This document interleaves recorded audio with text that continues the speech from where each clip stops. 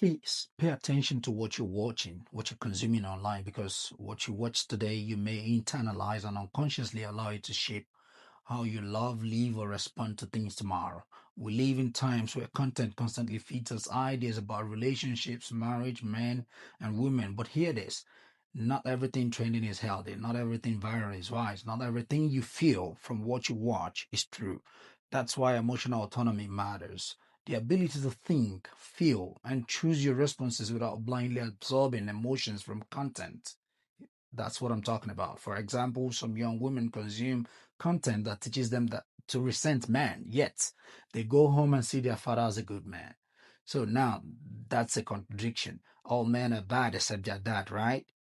Pause and ask yourself, are these my beliefs or borrowed emotions? Another example, a young lady keeps watching men ain't worth it content.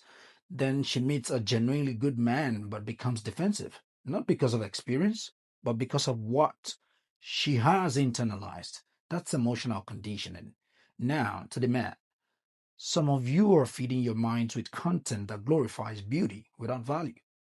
You scroll through unrealistic contents and perfect bodies, and suddenly the woman who loves you starts to feel not enough. Not because she lacks value, but because your mind has been trained to crave what is artificial. That's not preference, that's programmed dissatisfaction. And this is where it gets serious for singles. Marriage, unfortunately, is not built on looks. It is sustained by values, discipline, character, patience, and purpose.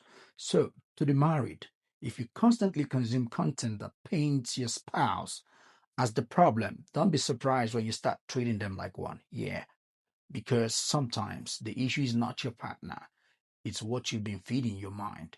What you consume, you feel. What you feel, you believe. What you believe, you become. So be intentional, be aware, and be emotionally responsible. If you want a healthy marriage someday, practice emotional autonomy. Question what you watch. Filter what you feel. Align your mind with your values, not trends. Because a broken mindset builds a broken home, but a disciplined mind builds a legacy.